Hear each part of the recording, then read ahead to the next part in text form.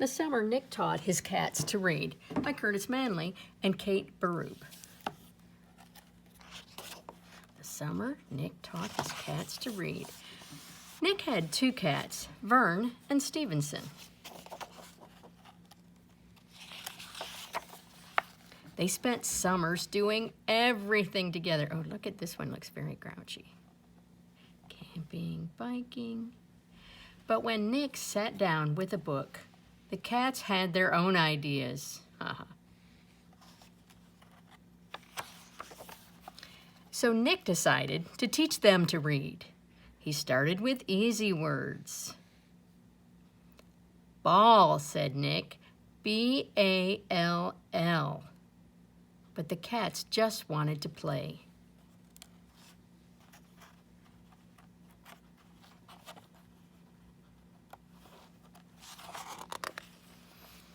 At lunchtime, Nick pointed to the word food. The cats ignored him. Wake up, said Nick after they fell asleep. This is no time for an N-A-P. His cats did not like that at all. So Nick made new flashcards, and Vern got interested. Look, fish. But not Stevenson. Stevenson just said "Murp" and crawled under the bed.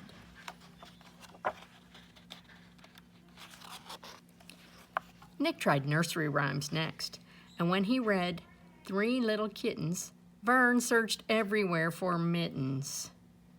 But not Stevenson. And then Nick read his favorite books to Vern, who liked stories about cats and stories about fish. Vern loved fish.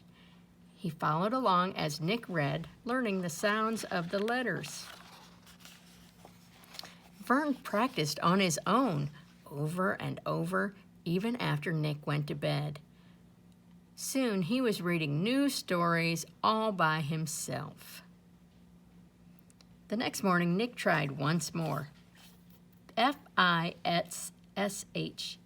See? Fish. Vern loves that word, don't you? But Stevenson said, "Meow," and ran under the porch, and he hissed at Nick and Vern. Sss. Vern got his own library card and borrowed so many books that Nick could hardly carry them home. And when they discovered a story they both liked, they acted out their favorite scenes. They dug up fish fossils in the flower bed. They bounced across the surface of the moon. It was fun, but it would have been more fun with Stevenson. Then Vern discovered a treasure under the bed, a great stack of Stevenson's pirate drawings. Wow, Nick whispered. Stevenson drew a story. We should write the words, said Nick, and Vern helped. When they were done, they squeezed under the porch, gave Stevenson an eye patch, and read The Tale of One-Eyed Stevenson and the Pirate Gold. Stevenson listened and followed along. He didn't run away or hiss, not even once. So Nick and Vern took him to the library to find more books. The next morning, when Nick woke up, Stevenson already had his whiskers in a book, Treasure Island. When Vern and Nick needed help fighting pirates, Stevenson found a sword too. "Welcome aboard, matey," Nick yelled. "Step lively."